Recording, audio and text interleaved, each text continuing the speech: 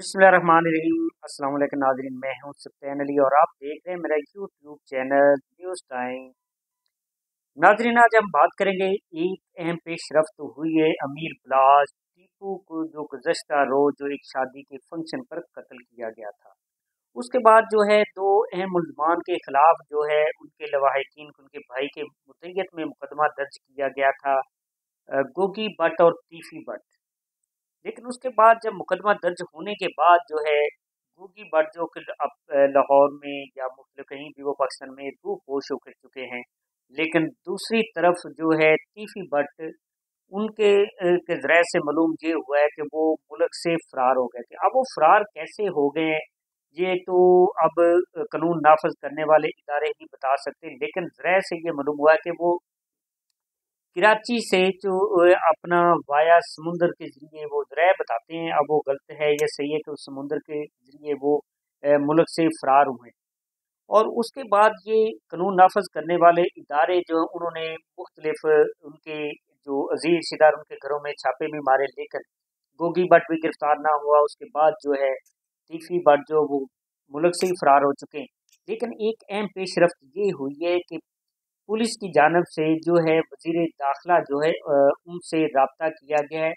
उसके हवाले से पेशरफ्त ये है कि उन्होंने रेड वारंट जो है उसके हवाले से उनसे इजाज़त मांगी है। रेड वारंट जारी होने का मकसद ये है कि जब वो वज़ीर दाखिला से इजाज़त लेंगे, उसके बाद इंटरपोल के ज़रिए वो उनसे जो है वहाँ जो जिस मुल्क में वो इस वक्त पनाह ले चुके वहाँ उनसे रब्ता करेंगे और वहाँ से उसको गिरफ्तार किया जाएगा। अभी तक आप देखना ये कि जो वज़ारत दाखिला उनको इजाज़त कब देगी, लेकिन उसके साथ-साथ उन्होंने जो पुलिस डिपार्टमेंट की जानब से ज़रिए से ये भी मालूम हुआ है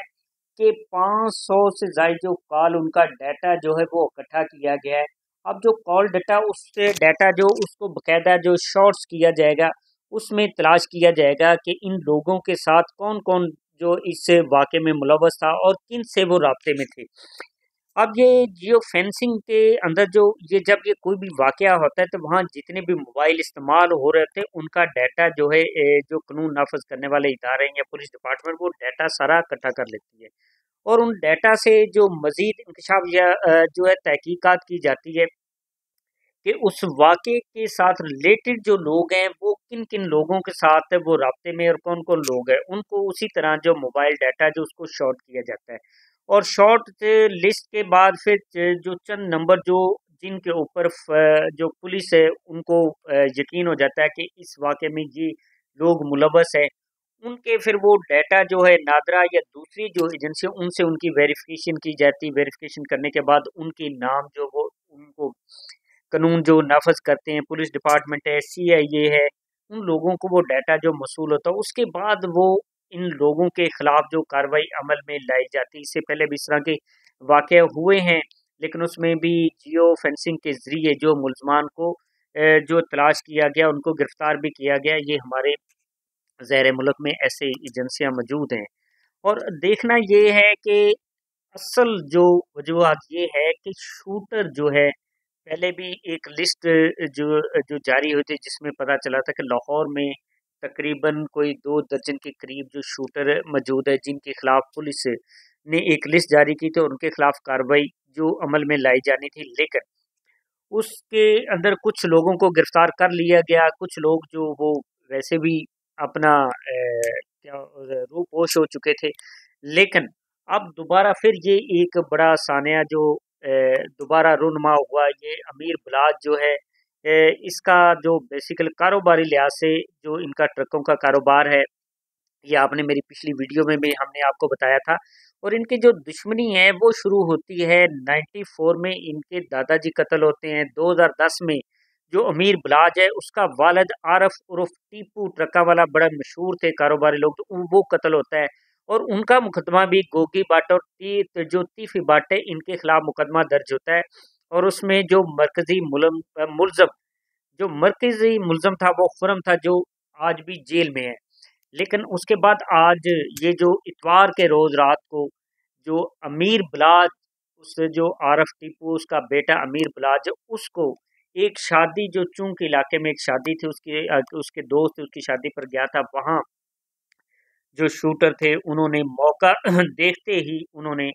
फायरिंग की। फायरिंग के नतीजे में वो जख्मी हुआ। जख्मी के बाद अस्पताल में जब गया तो वो दम तोड़ चुका था। उसके बाद वहाँ से भी जो